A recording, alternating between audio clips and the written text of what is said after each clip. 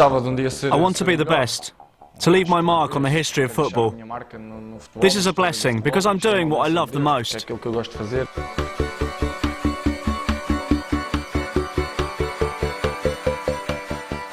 He's Portugal's most charismatic player. Nacional.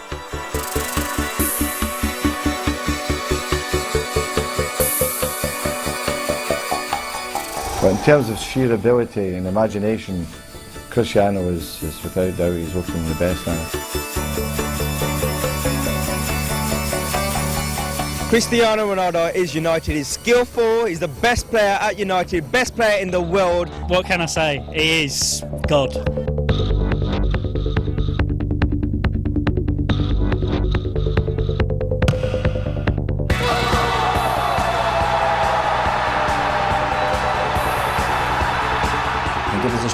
He could easily become the best footballer of all time. Just watch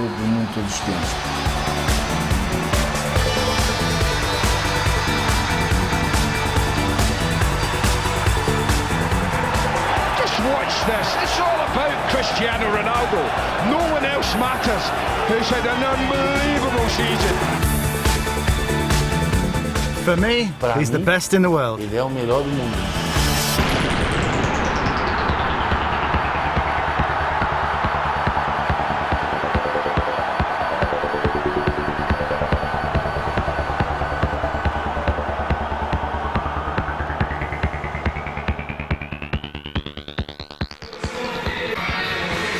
At just 22 years of age, Cristiano Ronaldo was already one of the greatest artists in the game. Sweeping all before him, Ronaldo had taken award after award. Over the two previous seasons, he'd become one of the true superstars of world football. And it was a lifestyle he was getting used to. The road to the top was never easy for this young Portuguese star, and Ronaldo has been no stranger to adversity. But a fierce ambition and a desire to be the best saw him through. Funchal, Madeira, 1985, at 10:20 a.m. on Tuesday, February the 5th, at the Hospital Cruz de Carvalho, the youngest of 4 children was born to Dolores and Dinis Aveiro. It was a premature birth, but the boy, who would go on to become the joy of a whole nation, weighed in at a healthy 8 pounds. But what to call the child? It was a slightly complicated decision for the family. We didn't know whether it would be a boy or a girl. My sister said, if it's a boy, name him Cristiano. But I liked Ronaldo because of the American president, Ronald Reagan. That name meant something to me. I really liked it. So that's how we decided. My sister chose Cristiano and I chose Ronaldo.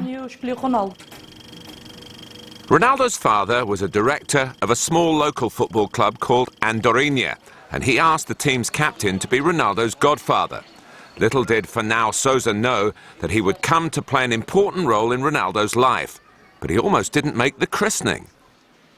I played for Andorinha back then, and we had a game in Ribeira Brava. With the old roads, it was about a 45-minute journey. In Madeira, non-league games start at 4 o'clock, but the christening was at 6.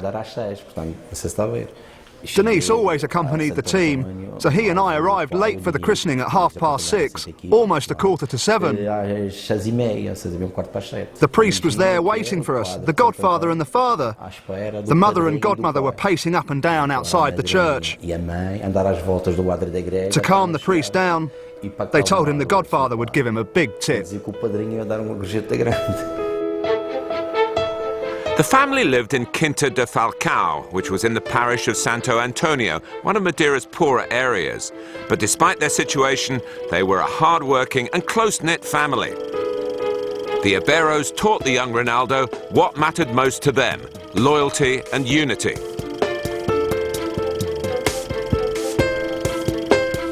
The Cristiano Ronaldo story really begins here, outside the family home. Little Cristiano already had one inseparable friend, a football. Cristiano was a small child, very thin, but showed an impressive talent for the game. Even at such a young age, his rare gift began to emerge. And Cristiano's skill with the ball began to turn heads around the neighbourhood. He was always playing up and down, up and down. The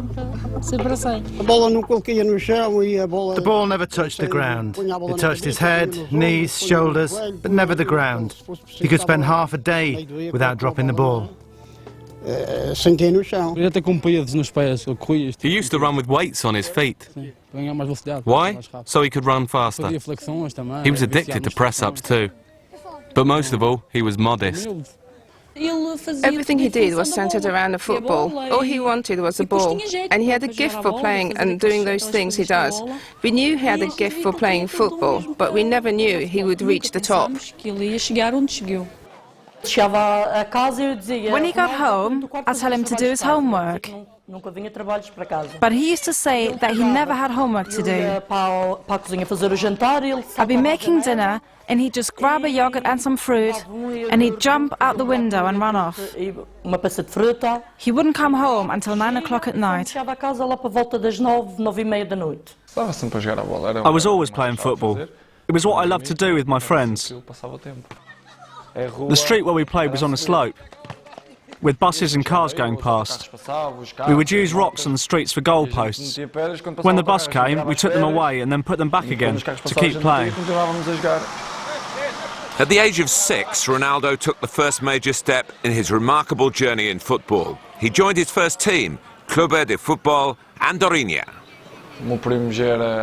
My cousin played for the club and invited me to join, so I could see if I wanted to play for a team. That's where I started out. We practiced almost every day. I started practicing and I liked everything about it. That's where I grew up.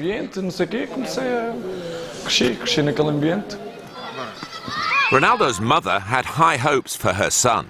I wanted my son to play like Luiz Figo. I always thought that he was going to be a great player. I never dreamt it would happen so fast. Word of the young Ronaldo's talent soon spread throughout Madeira. He'd go down their left wing when they thought he'd be down the right. There was so much talk about him back then. People who knew football assured us that he had talent. Ronaldo's godfather, Fernão Sousa, had recently transferred to Nacional de Madeira, a larger team on the island. On hearing of his godson's precocious talent, Fernão decided to see for himself. Could it be true? But when he saw Ronaldo with the ball at his feet, he couldn't believe his own eyes. He always hogged the ball. He wanted to do everything by himself. When a player that young is so at ease with the football, you know that he has the potential to become a top player. In 1995, he decided to take Ronaldo with him to Nacional. It was a better club and would help him grow. Ronaldo's first transfer was paid for with football kits and balls. He was only 10, but Cristiano still made his mark in his first season. I remember him crossing the pitch, always in control of the ball, just as he does now. He crossed the entire field with that short dribble and that great turn of speed and score. He strut around, so proud of himself. Cristiano was also making progress in training. Playing and training were very serious things for him. All that mattered was competing and winning. The way he faced the opposition, his courage. He didn't fear anyone, his opponents, young or old. It didn't make any difference, his goal was simply to win. He hated losing. He approached everything that way. I always played with older players. It forced me to grow up faster and to not be afraid of playing with them. He was so thin. I would say to my husband, one kick in the shins from those big guys he's playing against could break his leg. But my husband always used to say that he could run faster than them. By age 11, he'd made such an impression on everyone who saw him play that he was already a star in his native Madeira. And with this first whiff of celebrity, he got his first nicknames. He used to cry, even if his friends didn't score. He'd get upset very easily. And so people gave him nicknames. They called him Crybaby and also Little B, because no one was able to catch him on the pitch. It was soon apparent that Nacional just wasn't big enough to handle this special talent, and Fernão's decision that Cristiano's future was on the Portuguese mainland easily followed. The godfather soon came up with a plan. Nacional owed Sporting Lisbon €22,500 but didn't have the money to pay off the debt. So President Rui Alves decided that Ronaldo would go to Sporting if Sporting forgot the debt. That was the plan, but Alves and Nacional knew that Sporting would take some persuading. There was one man in Madeira who could help thrash out a deal between the clubs. Judge Marques Freitas, a Sporting fan with a good reputation on the mainland. Aurelio Pereira told me that for Cristiano to get to Sporting, they'd need to do a technical report. But if we got the kid to Lisbon, they could see what he would be worth. So we bought a ticket and he went to Lisbon. Benfica also wanted him, but I preferred Sporting because that's my team. I told his godfather he's going away now so that he'll go on to become a great. It was 1997 and Ronaldo was now 12 years old. It was decided that he would go to Sporting for a trial during the Easter break. I was confident and excited, thinking, oh God, I'm going to Sporting for trials. I didn't sleep at all that night. I'd never even been on a plane. I went with my mother. I was very nervous, small and thin.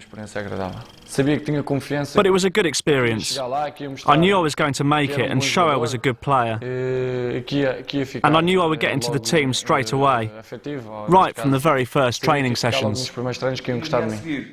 The big day, 17th of April 1997, coaches Osvaldo Silva and Paulo Cardoso were there to welcome him and put him to work with older players. It wasn't long before Sporting Lisbon was dazzled by the youngster from Madeira. We organised a trial match, and when the game began, Ronaldo soon got the ball. He went past 2-3 players. Osvaldo Silva and I looked at each other and said, here's something special. At the end, all the players gathered round him. Everyone knew here was a special player, an amazing kid. After that trial, Ronaldo received his first technical report. A player of unusual talent, very advanced technically, an excellent dribbler, both on the ball and off it. Sign him up. I didn't have much experience at the time, but after that first trial, I felt something incredible. I had never seen such quality in a player. His obvious personality and familiarity with the ball made me confident enough to write that report, along with the two other technicians, in order to persuade the Sporting management that he was worth that kind of money. Ronaldo returned to Madeira a week later. It was now left to Aurelio Pereira to persuade Sporting's management that the kid they'd just seen was worth the money. It was a bit strange to pay for a 12-year-old. We don't usually pay for kids of that age. But they said that that was the only way we could get him, and they promised he was exceptional. To this day, Sporting has never paid anything near that much for another 12-year-old. The report persuaded Simoes de Almeida, while Aurelio Pereira was so sure of Ronaldo's quality that he wrote an extra note, which proved decisive in convincing Sporting's manager to sign Ronaldo. Although the sum seems to be absurd for a 12-year-old, it's a great investment taking into consideration the trials held by our technical team. 28th June 1997. Another giant stride for the young Cristiano. He would return to Sporting for the beginning of the next season in August 1997. He would live at Sporting's Alvalade training academy. First, though, there were emotional farewells to family and friends as he prepared to face a new world alone. I remember saying goodbye to my sisters and my mother. It was so sad. My sisters and mother were crying, but it had to be done. I remember being on the plane at the airport, surrounded by my family.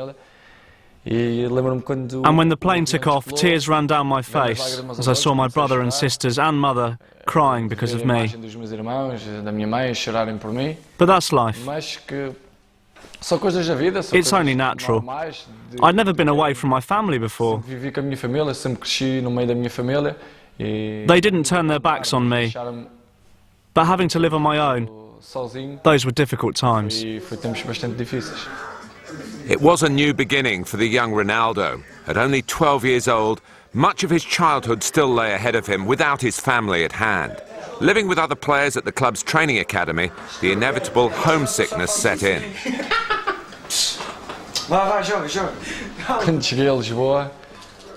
When I arrived in Lisbon, it was like people were speaking a different language. I spoke with a Madeiran accent, a bit like I still do, when I'm with my family. But it was almost like a totally different language. I arrived with my Madeiran accent, and then there were other changes. The people, the life, the stress levels, everything was different. It wasn't easy to live with people I didn't know. There were lots of them too, over 20 athletes, all older than me. Fabio and I were the youngest. At first we used to cry a lot, we were homesick. And I'd speak 2 or 3 times a week with my family. We used to buy those 50-unit phone cards. We'd call our families, and I'd look at the units clicking down while I was talking to my brothers and sisters.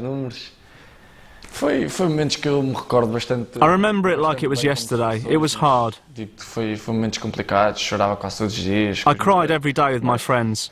But as time went by, things got better. The players and the directors were always there for me and gave me good advice.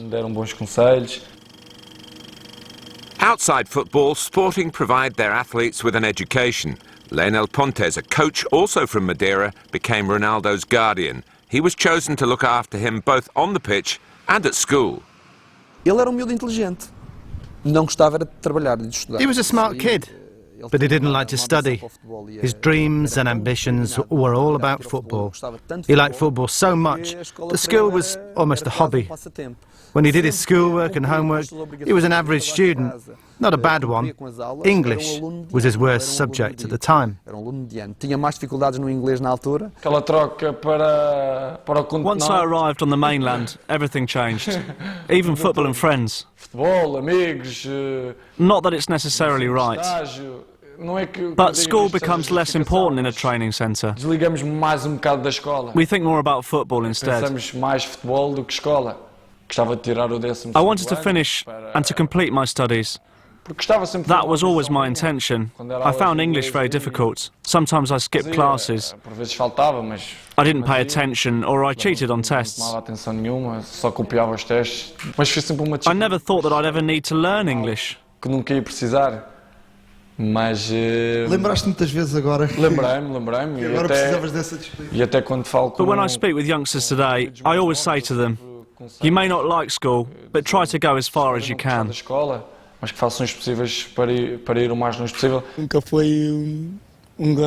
He was never a bright student, but I remember him helping out another kid once, and we would joke, "You don't know anything, how can you help?" But he did his best to help the kid out. He's a great friend, really great. Ele é amigo mesmo, penso que ele é amigo. Se reparares bem aqui vai aos 70% e aqui chega já quase aos 100, estás a perceber? E se vês aqui, este não tem nada a ver com este. Paulo Cardoso and Leonel Pontes became Ronaldo's coaches, friends and parents, and Ronaldo needed them as he was forced to grow up overnight. One way that Cristiano could forget his problems was to focus on his unwavering desire to become the best.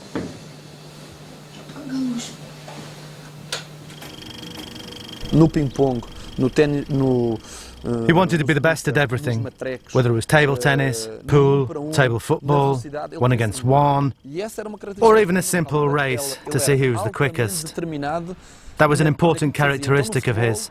He was so determined in everything he did. In football, his team simply had to win. And in a top-notch player, hard work is very important. He had a dream. He really wanted to be someone. Back in Madeira, his family followed his blossoming career. But life for Dolores was tough without her youngest child. At first, I would still hear the door open as if he was coming home. But I got used to his absence and accepted that he was far away. Back in Lisbon, Ronaldo's teammates became his adoptive family. He was the youngest in his group of friends, but because he was the best player, he became a natural leader. Cristiano had a close group of friends. Although he was young, he had a strong personality and character. Even with the older kids, he had the upper hand as they respected him. I remember once when he was coming home from school, he and some friends were robbed. He was the youngest, but his older friends ran away. He fought back against the muggers, and no one robbed him. That said a lot about his personality. As well as honing his skills on the pitch, Ronaldo also worked hard in the gym. Once we caught him working out in the gym without any authorization at 1 in the morning. Why? Because he always wanted to work, to achieve more. Even in their rooms, some kids would work out every day. They saw it as a way of improving. They knew they would get better. Although they received some money as part of his contract, Ronaldo's family continued to work hard to support him. They sent him cash and gifts whenever they could. When Ronaldo first started at Sporting, he earned €50 a month, and that really wasn't much at the time. His friends all wore designer clothes and shoes, so his brother and sisters and I started sending him an allowance so he could buy stuff and keep out of trouble. I remember him asking for a pair of all-star trainers. I bought them for him and sent them together with a €50 note. He was so happy. Cristiano never forgot what his family had done for him. Later, he would be able to reciprocate their kindness. He talked a lot about that. He was going to make his dreams come true. And my mother wouldn't need to work again. That was one of his main goals. He was also loyal to his friends at Sporting. One day he came to me and he said he needed a favour. There was another young player called Semedo, who he knew we couldn't keep on, because there weren't enough beds at the training centre. But he asked me to make an effort to keep him here. He even said, he can sleep in my bed. We could put a sofa or mattress near my bed so he could stay. I think I've always had a good heart. I don't bear any grudges, I'm happy to say. We put the beds together and the three of us slept together. On the pitch, Ronaldo was getting better and better. In one of the junior national championship games, I remember he received the ball from the kick-off in the second half.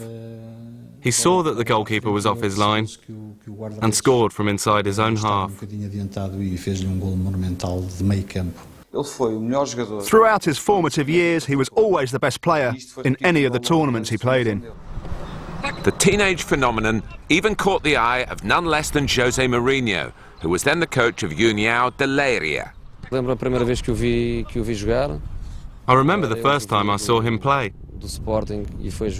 He was playing for Sporting, and they were up against União de Leiria. We were watching the game because we had a training session afterwards. I told my assistant, there goes Van Basten's son. Then he was an elegant striker, with a good quality of movement and great technique. Really elegant. When he played back then, he resembled Van Basten. He played as a striker, but I didn't even know his name. But he definitely stood out from the other players. Mas ficou-nos imediatamente na rotina, tal era a diferença de qualidade relativamente aos outros. At just 15 years of age, he was the standout player in Sporting's world-famous youth academy. Olá, sou Cristiano Ronaldo. Hi, I'm Cristiano Ronaldo. I started playing for Sporting at 11. Back then we didn't have the facilities that the academy here has today. I hope more players come through the ranks here, because they've got great facilities, and I'm sure that a lot of star players are going to emerge here in the future. By then, Ronaldo had started to play alongside the seniors in training. After a practice game against Coimbra, he even gave his first autographs. By 2002, Cristiano was appearing in Sporting's first team. Yet he didn't rest on his laurels. Once again, he went for a secret workout in the gym. I found him in the gym and I asked him, "Ronaldo, what are you doing?" "I'm training," he said. He had two weights, one on either foot, and was dribbling with a ball. He was training his dribbles with weights because he knew that he would improve his technique and that without the weights, he would be even faster.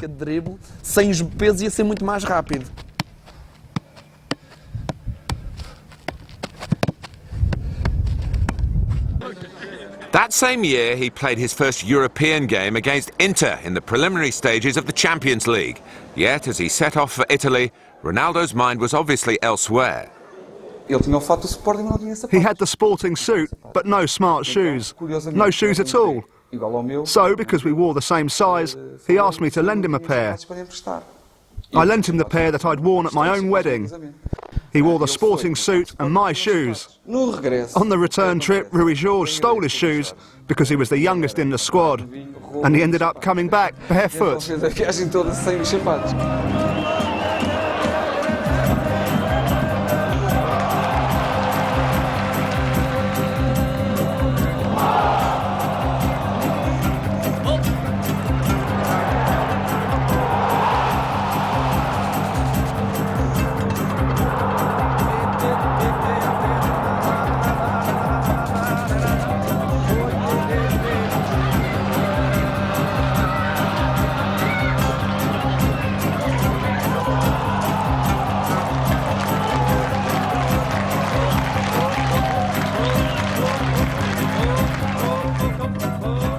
His final outing for Sporting was an unexpected one. It came in August 2003 as the club played a pre-season friendly to celebrate the opening of their new Alvalade stadium.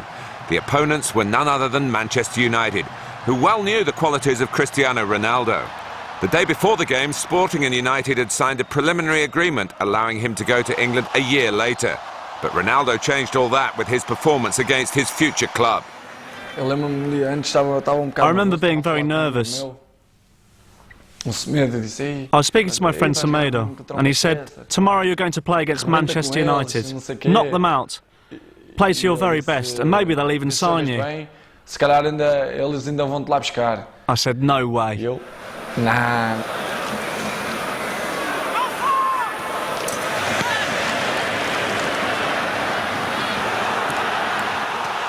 After his performance against us in Sporting, we couldn't wait. We had to bring him here immediately. The minute half-time, I said, "Christ, what is this? Get this lads, get this boy signed." But they didn't know I'd already been with Sporting the night before, and we were discussed everything, you know. But he was sensational. He was really good. On signing for United, Ronaldo wanted to wear the number 28 he'd worn at Sporting, but Sir Alex Ferguson had other ideas. We've had some fantastic players in the number 7 jersey. Brian Robson, Eric Cantona, you know, David Beckham, as you mentioned. And I felt that a lot of people maybe wouldn't want the number 7 jersey, but I felt the confidence that Cristiano had, the confidence in his ability. It was no problem to give him number 7, and he was 18 years of age. He could develop in years to come to have it as his jersey. We were drawing 0-0 against Bolton, and I just felt that we needed a reaction, you know, sometimes you get it from the fans, sometimes you get it from your players, sometimes a substitution can do that, sometimes a half-time team talk can do that. But when we brought Ronaldo in, it just seemed to have a certain... When he left Sporting, Ronaldo was earning about €2,000 a month. At Manchester United, his salary shot up to $20,000 a week. With his new contract, he decided the time had come to fulfill his dearest wish. His mother, a cook, would never have to work again. The first thing I did was tell my mother to stop working, because I knew she had suffered a lot and had some difficulties. And I also tried to help my brother and sisters out. If we can't help our family, who are we going to help? When my family isn't okay, I get restless. I don't feel right. It just doesn't seem right to me. They've always supported me. They have always been there for me. His family came to live with him in Manchester, but it was his brother-in-law who became his right-hand man. Football isn't for life. He knows that. In a few years' time, well, hopefully many years from now, he knows he has to have an alternative option outside of football. So in order for that to happen, Cristiano has to start preparing himself now. I can help him out with that. We work well together. He reads my mind and I know what he's thinking too. He only has to look at me and I know what's on his mind. So with time on her hands, Dolores headed back into her Manchester kitchen to cook her son his favourite dishes. He likes Brazilian-style cod, Portuguese stew, macaroni, beef stew with white rice. Back in Madeira, Ronaldo was now in a position to help his whole family. He opened a clothes shop for his eldest sister, while his other sister became a singer. Katia sings under the stage name Ronalda. With her brother's help, she too is making her dream come true.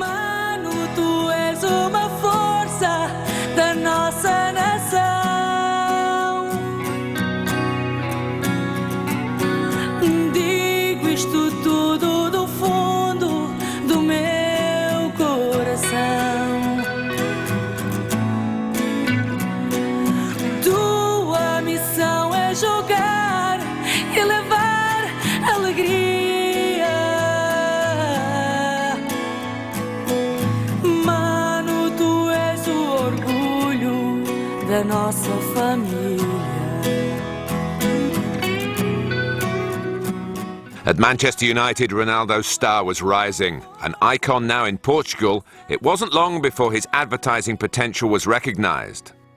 In 2004, BES plastered Lisbon billboards with Ronaldo's image wearing the national team's colours, even though we didn't know if he'd be selected for the final squad. But the risk was never too great. When I came back to Lisbon, I was passing through Marquês de Pombal, and I heard, "Oh, the star, that actor."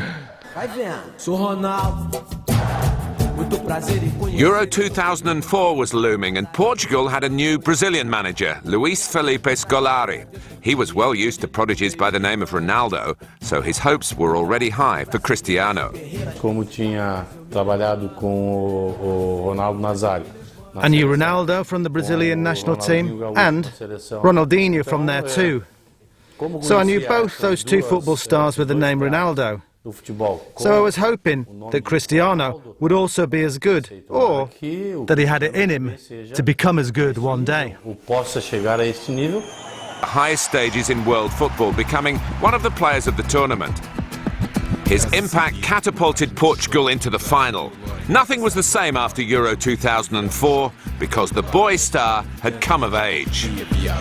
Cara lavada, tenho a casa arrumada, lembrança apagada de uma vida quase deixada. Olho para o céu, mas toda a gente foi de férias. Apetece-me gritar até arrebentar as artérias. Respiro fundo, e lembro-me da força.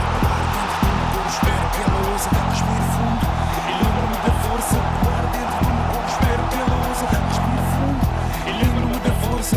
Ar dentro do meu corpo, espero que ela ouça. Respiro fundo, e lembro-me da força. Ar dentro do meu corpo, espero que ela ouça.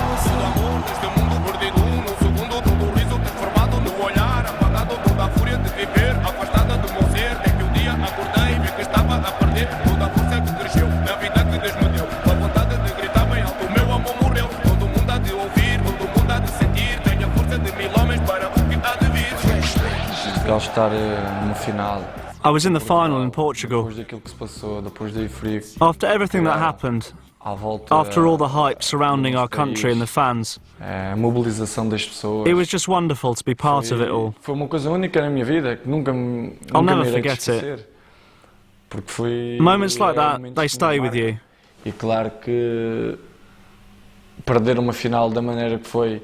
Of course, I felt really disappointed losing the final in the way we did. The following year, Cristiano suffered greater heartache. His father died on September the 6th.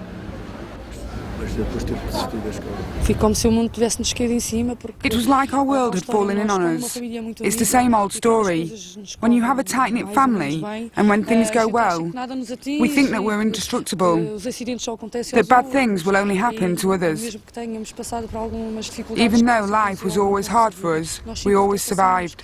But with death, there's nothing you can do. Ronaldo was everything to him. He was so proud. And Ronaldo did everything he could to help him. But all the money in the world couldn't change a thing. He couldn't help my father. He asked, "What good is all my money?" He said, "We should make the most of life. Enjoy it, because that's the way it is." At the time, Cristiano was on international duty in Russia, preparing for a crucial World Cup qualifier. Scolari received the news and had the difficult task of informing his young star. The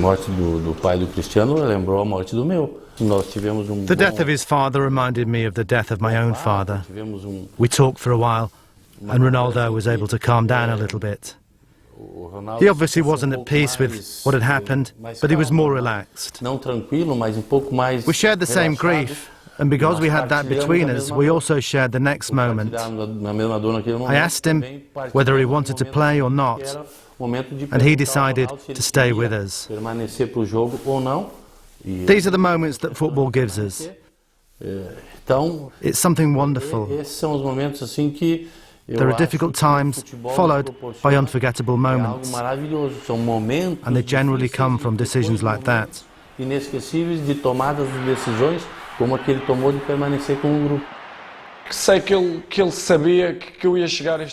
that I was going to make it as a footballer. He was a very proud man.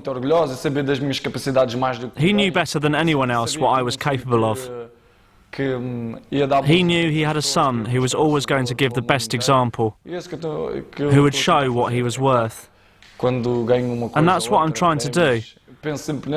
When I win awards, I think of him. If he was here now, I know he would be proud.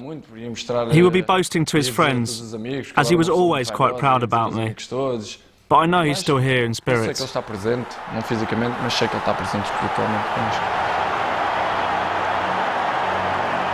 Whether it's for Manchester United or Portugal, Cristiano Ronaldo has the same ambitions, to win and to be the best.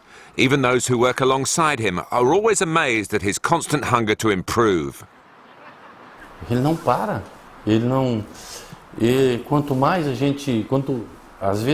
just doesn't stop, no matter how much you demand of him. Sometimes, when we ask them to go a little bit easier, to avoid injuries for instance, he wants to work even harder. If you set him a hard task, he just wants more. And that's what I like about Ronaldo. That, and also the way he treats people.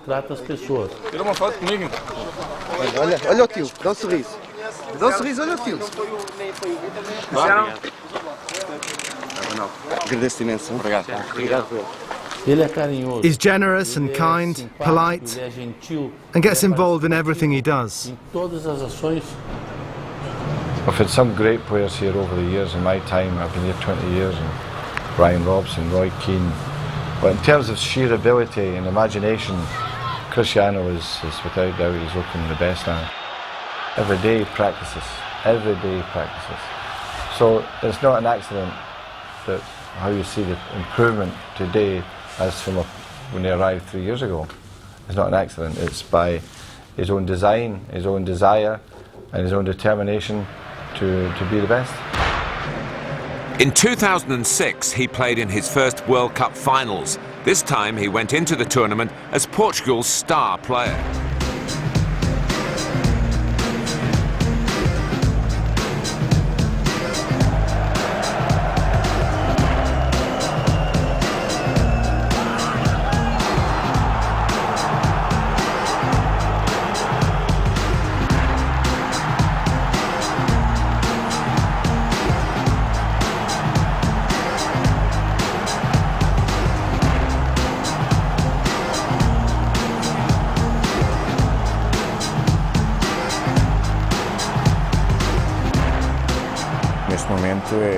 He is currently Portugal's most charismatic player, without taking anything away from the other players. With him, it all happens naturally. It just happens. Logicamente que isso é uma coisa natural também que acaba por acontecer.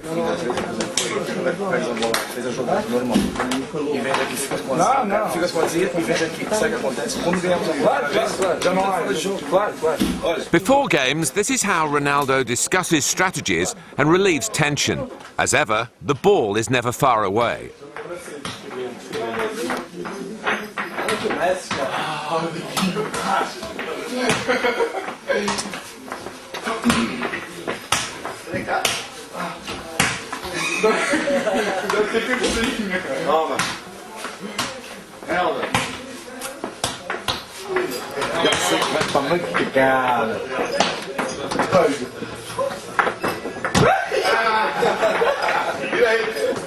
Bola para ele está sempre em movimento. Whenever Ronaldo plays, the ball is always in motion. One of these days we'll have to glue the ball down. He always brings something new to the game. He's happy to be working at his own game, learning new feints and trying to teach us, so we can attempt to do what he does, which is never easy. Most of us trip over our own feet trying to do those things. Cristiano Ronaldo is no stranger to controversy, though. In Portugal's quarter-final clash against England, Ronaldo's Manchester United teammate Wayne Rooney trod on Ricardo Carvalho and was sent off. But it was Ronaldo's reaction that made the headlines in the British press, which held him responsible for England's subsequent defeat. If it happened now, I'd do the same thing all over again. I'm representing my country, my nation, my colours.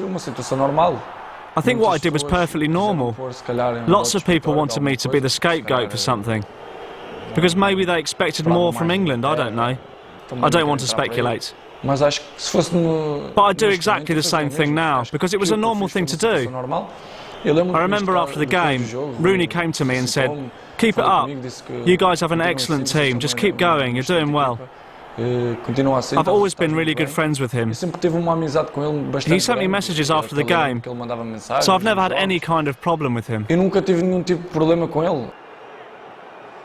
been getting booed this season for various reasons, but you know, it's he's come out, he's shown everyone how good a player he is, and I think not only that, the English fans only boo good players, so I think that's a sign of respect, and you know, I think every English fan is happy that he's playing in the English league. Everyone in this industry likes to incite trouble or controversy. I think that's what happened.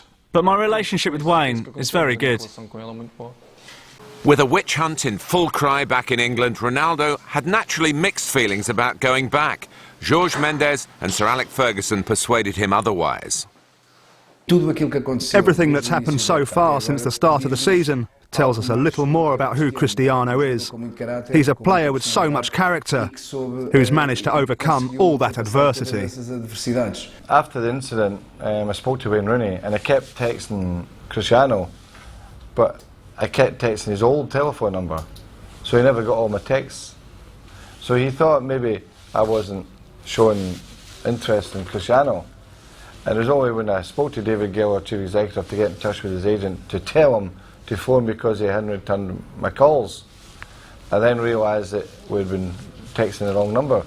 So I got his new number and I texted him again, and we arranged to go out to see him in Valdelobos with David Gill and I flew out in a private plane.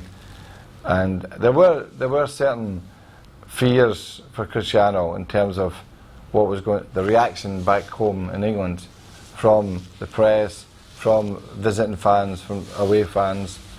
And I explained to him, look, that we are used to this, we know how to handle this type of situation, because we had a similar thing with David Beckham in '98 after the World Cup when it was red card. And they were burning effigies of David Beckham outside pubs and bars all over London. And our first game was in London, you know, in West Ham.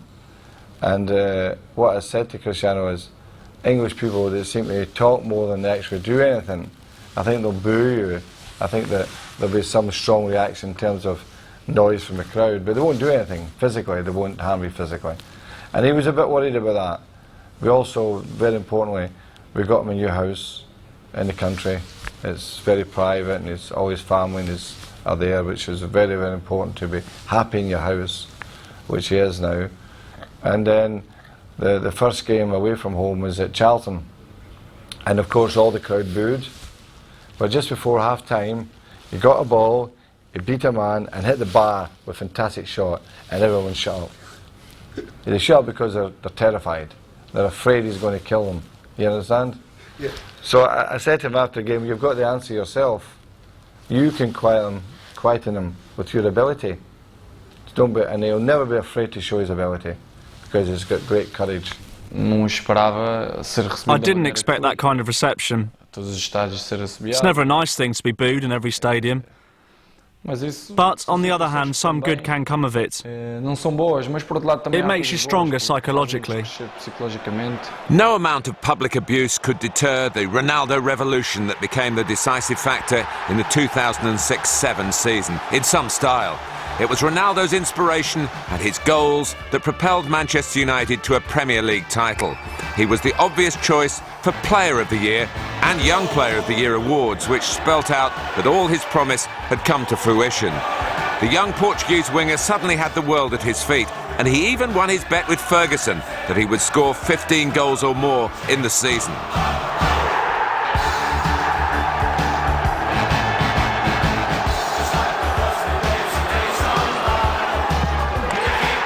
I'm not paying. I'm not paying, why? I said to him, penalty kicks don't count. Penalty kicks, I don't include penalty kicks. I will pay him, I'll pay him at the end of the year. In the next year, you will... I have another bet with him. Yeah? I make it 100. You get my money back.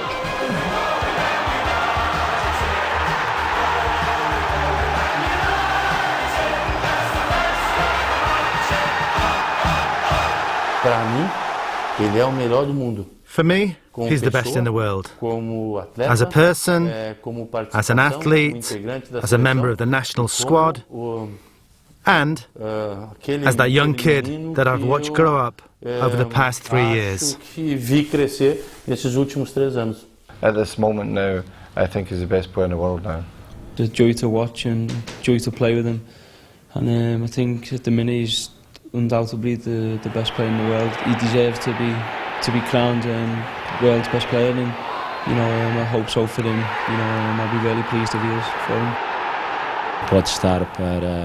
He could be to football what Michael Jordan was to NBA, because he is capable of surprising us every day with something new. And that's not something many players in the world can do. Only those who are chosen to make their mark on football history. He's a fantastic player. Brilliant, creative, with great athleticism. In fact, he's probably one of the best players around at the moment. And taking into account that he isn't an out-and-out striker, he scores a lot of goals too. I think he's a wonderful professional with a pretty face and a beautiful smile. He's a good role model for young football players. Now, he's among the very best players, and I hope he can reach the very top one day. He's one of the strongest players in the world right now, because of his technical quality and his physical strength. Taking into consideration his age and how long he's been playing, he can become the best, without a doubt. Cristiano's on top form. He's scoring goals, he's creating goals, and he's playing with a lot of confidence, and he's a really difficult player to play against. Cristiano is a great player that has a lot of talent, and he's shown already that he's a star player, and he's going to be very important for Manchester United in the future. He's a fantastic player. He's probably the most successful player in England at the moment.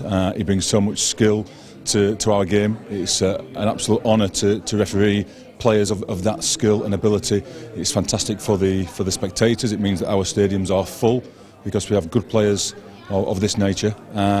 And when you're refereeing the games involving these players, it's really good to be involved at such close quarters, to see the skill that these players have and to see the way they can work the ball and they can lift the game. He is without doubt the best young player in the world. I think that World Cup thing, when Podolski was voted best player, I think that's just, well, it happens sometimes in these competitions, but it's an outrage. Because Ronaldo really is the best young player in the world. And he's got enough talent to become, well, he's already one of the best. He may well become a truly remarkable player over the next decade. He always wanted to be faster than Thierry Henry. And when you see how quickly he reached such an important level in international football and managed to become, and still be, faster than Thierry Henry, then he has all the qualities it takes to leave his mark on an era.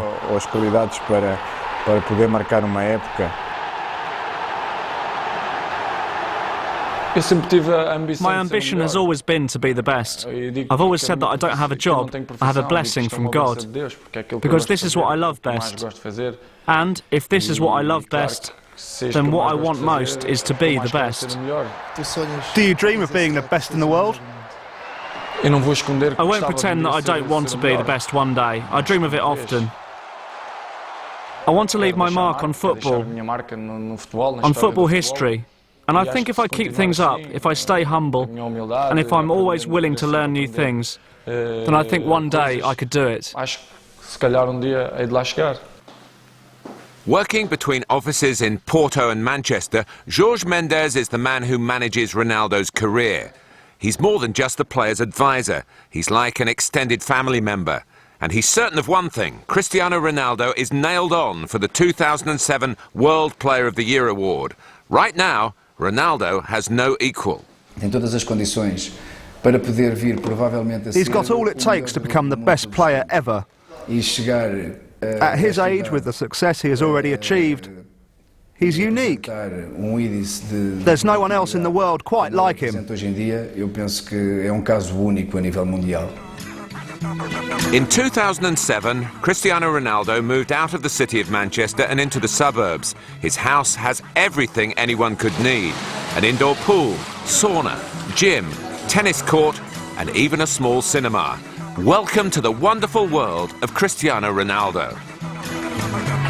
We say that time is money and money is time, so you got your mind on your money and your money on your mind. But what about the crime that you did to get paid? And what about that bitch you can't take it to your brain?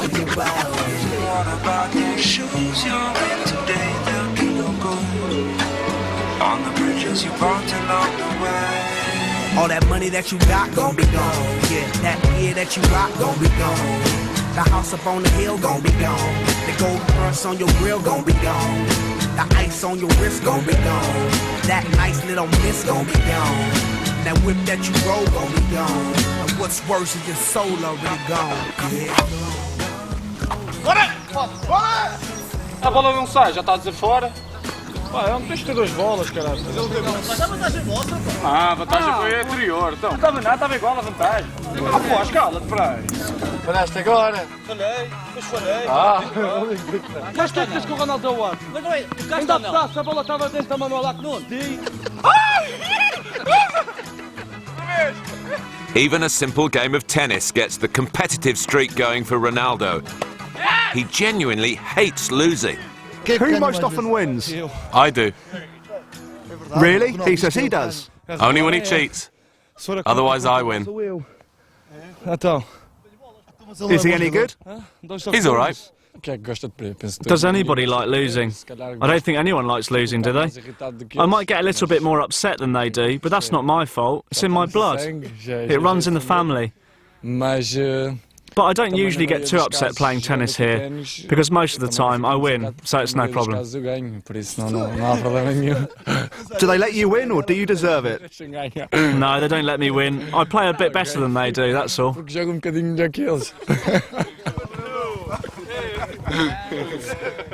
Things are less competitive in the kitchen, where Ronaldo's brother-in-law takes charge.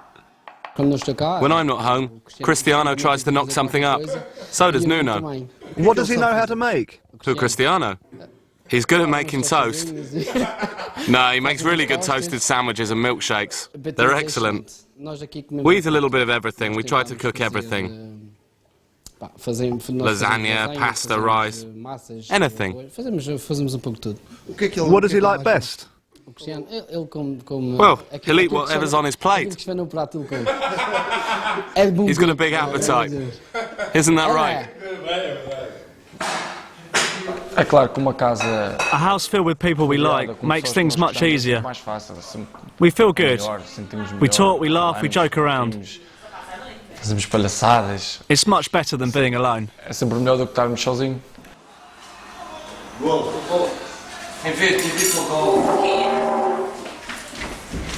Zé para o Braga dava. 2 para o Braga dava. Tá bom. Braga perdeu por 3-2. Cara, e o Chelsea marcou de penalti. Carinho meu. É carinha, ela sabe. Eu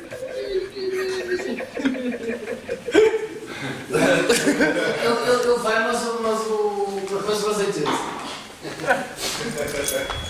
Every match day, the family go down to Old Trafford with Cristiano. But the sight of her son in action can sometimes be too much for his mother. It makes me suffer to watch, and I never watch penalties. I always leave the stands. In his first game of Sporting, when he scored 2 goals, it was just too much for me. I fainted at the Alvalade Stadium. I'm very proud of him. I get goosebumps when he scores. For an away game, everyone gets together for a Madeiran barbecue. Then little brother Cristiano provides the entertainment on the pitch. With his captivating style of play, it hasn't taken long for advertising agencies to take notice and develop his image. At the Gestifoot offices in Lisbon, they see his marketing potential as huge. We believe that Cristiano Ronaldo will soon be one of those great sporting figures. One of those 4 or 5 elite sportsmen recognised by everyone. So much so that Ronaldo is already a global brand.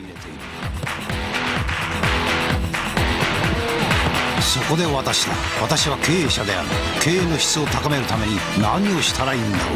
経営の質を高める知的フィールド。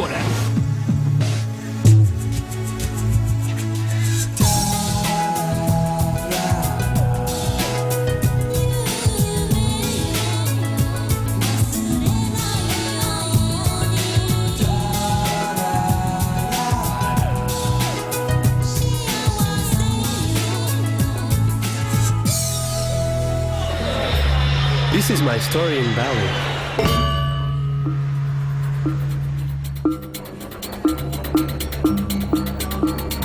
I thought their secret was magic. Then... Fogo. Try, mister, try. Extra juice? I know their secret.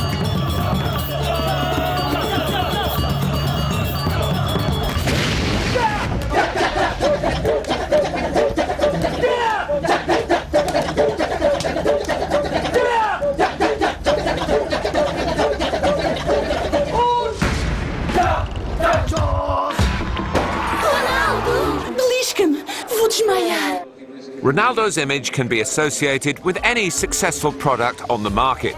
It was even used in a game designed for mobile phones.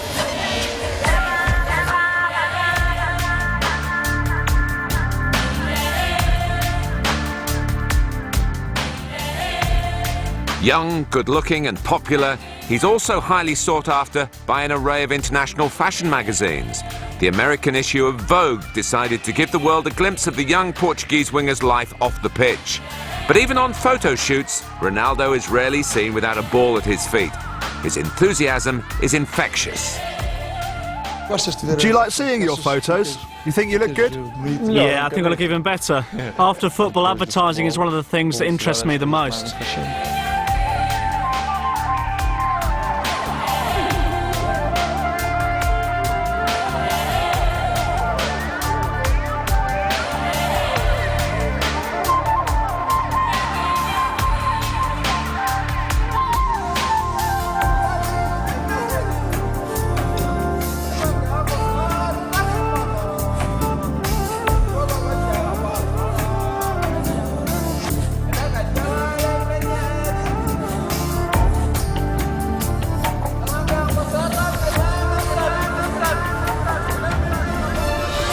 Today, Ronaldo is one of Nike's elite group of athletes, along with his countryman Luiz Figo. But only Ronaldo has reached this elevated standing at the tender age of 22. His boots are tailor-made for his game, and Nike have a stylist who advises him on all his options. We know he's one of the fastest players in the world. So at the end of the day, he absolutely needs the fastest and the lightest boot that he can possibly have. So when we sit down with Cristiano, we really listen to his insight from the game that helps us to create simply the very best and the very lightest product that we can in the mercurial vapor to make sure he can perform at the highest level week in and week out. 3, 2, 1. Whether he's in the stadium or the studio, he maintains that same commitment so that everything runs smoothly. Even in front of the camera, Ronaldo is a perfectionist.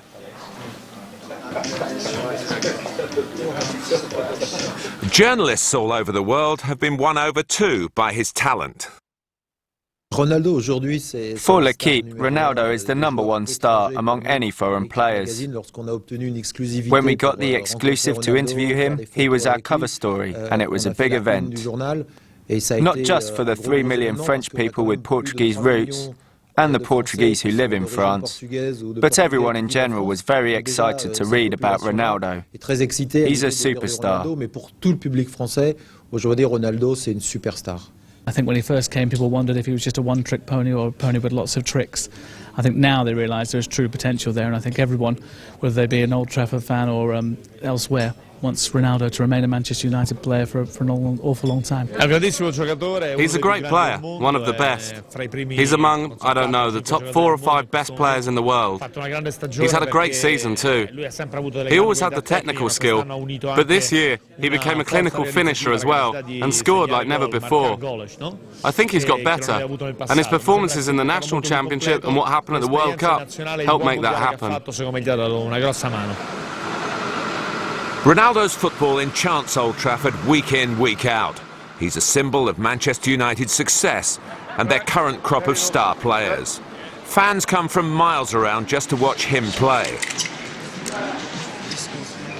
The club shop sells thousands of products with Cristiano's image on them. Anything endorsed by the Portuguese star is a guaranteed bestseller, and the fans quite simply idolise him.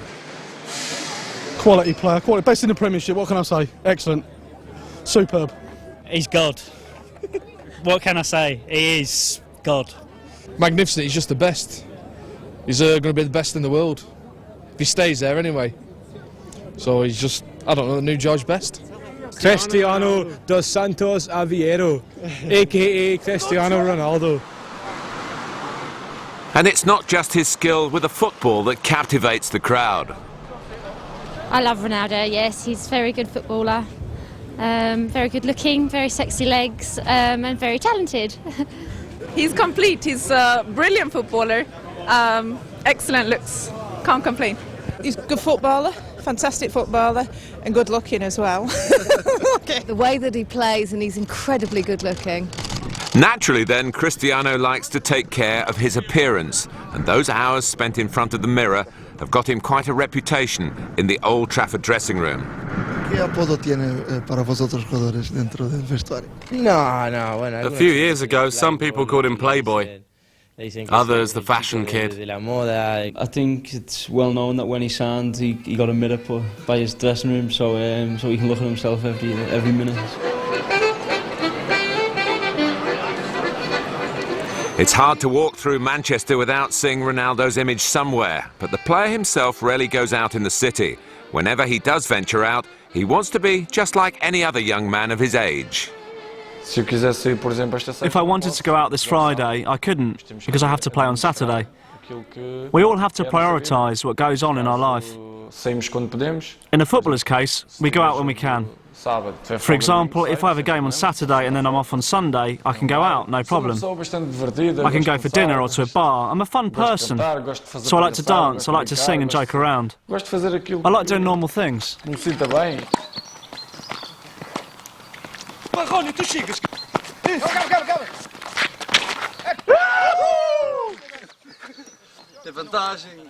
His agent, George Mendes, is a regular guest back at Ronaldo's Cheshire mansion. He too gets involved in those hard-fought games of tennis. Ronaldo winning every time, of course, by fair means or foul. The atmosphere is as relaxed and jovial as ever, and whenever there's a football in sight, the magic follows.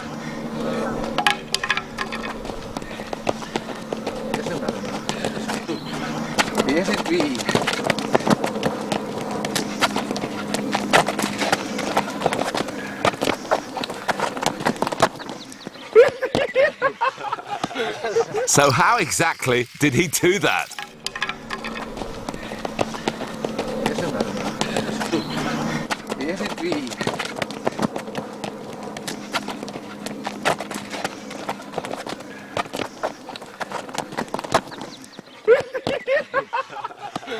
Vamos ao primeiro 11 minutos. Ronaldo inicia a jogada.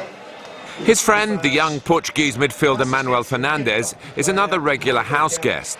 O antigo jogador do Tottenham abre hostilidades desta forma. Surrounded by friends and family, it's no wonder Ronaldo seems so focused, despite the money he now earns and the status he now has.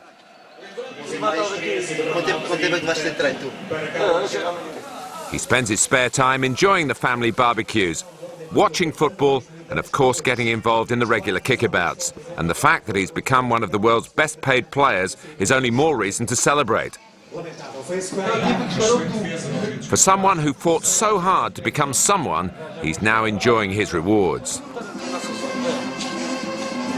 Not only can he help his family out as he always wished, but he lives in comfort and can afford to buy everything he ever dreamed of. Right now I'm financially independent. Of course, that was one of the most important things for me. I have the cars I've always dreamed of. Cars that I like, the ones I dreamed of as a kid and couldn't afford back then, but can now. Why shouldn't I? I may see a ring or a bracelet or a necklace I like, but I'm not a total fanatic.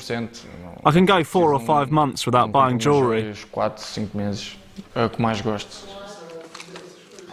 Every week he receives about 2,000 letters, fan mail from all over the world. It's cousin Nuno and friend Rogerio's job to open each and every one. Lots of girls send him wedding rings. It's cool, it's cool. They send him rings, and they're all dressed up as brides using Photoshop. We have a fun afternoon. We all get together and spend great afternoons opening the letters. With Ronaldo too. He tries to send an autograph to each and every girl.